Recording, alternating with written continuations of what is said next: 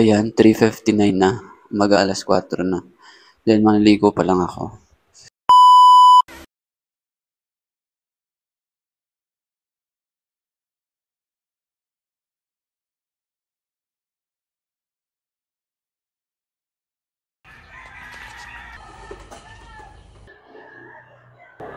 Masyadong mahamog at hindi ko makita yung daan. So yun, nakaalis na tayo sa accommodation natin. Maaga alas 6 na. And I don't know kung makikita natin si Putang Kim. So parang hindi, since madilim.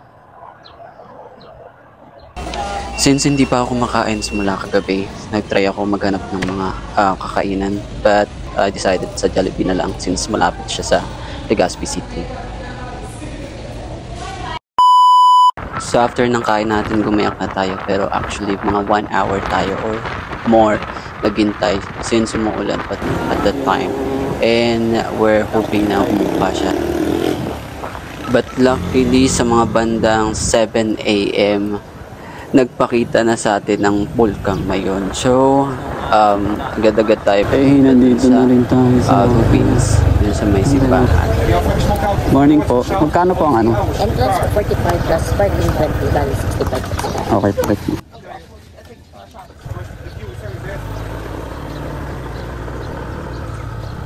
Pwede po magpa-picture ng motor doon? Opo sir, paka-picture niyo po. Baba niya na lang ulit po dyan sa parking po. Doon mismo sa may taas ng konti? Pwede po. Sige po, thank you.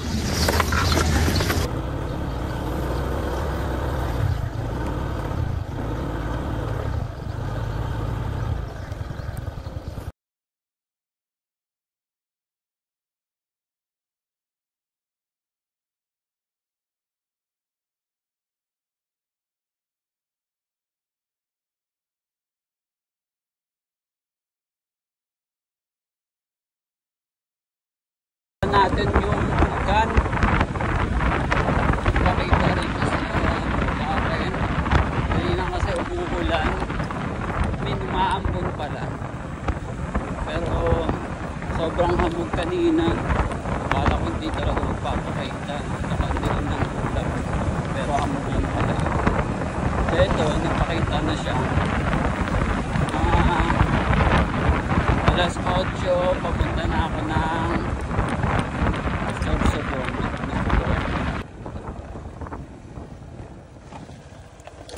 Meron pa palang ano ng tren dito. Tinutumbok na nga natin ang Sorsogon, pero shout out sa mga government official dito dahil ang ganda ng kalsada. Sobrang ganda, malawak, and walang lubak-lubak. Next destination is yung Coliseum sa Sorsogon, yung parang stage nila na parang Roman style. So let's see. Ayun nga, ilang saglit pa ay natanaw na natin ang kanilang Coliseum. Actually ang ganda niya, para siyang Roman style.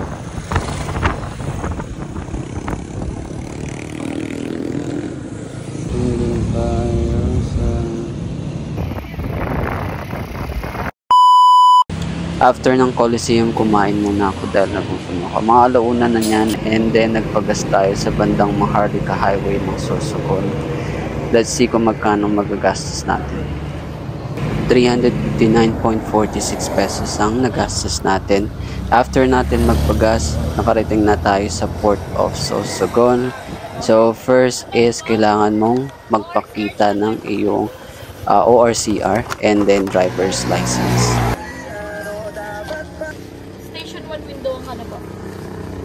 Next step naman is pumunta ng ticketing booth and then bibili tayo ng ticket. Let's see kung magkano ang motor and then yung driver. May number na kayo? Meron po. Galing doon. Window 1 para makasabay ka pa sa Santa Clara.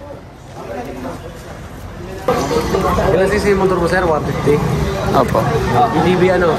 150. EDB? Yung EDB sir, sa Santa Clara, ano na yun? 600. Kasama na yung ano? Hindi, 180 yung tao.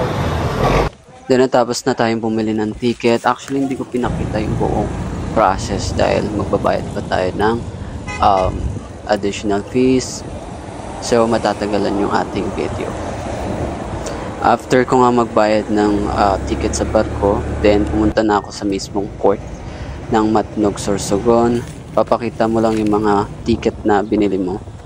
Then after nan sa Coast Guard na, papakita mo lang din. Wala namang bayad dyan. Thank you. And after nun is kailangan mo nang sumakay sa barko. Sasakay na ulit ng barko ang ating motor. So tutumbukin yan ang Allen Port dun sa Samar. Then tutumbukin ulit natin itong Visayas.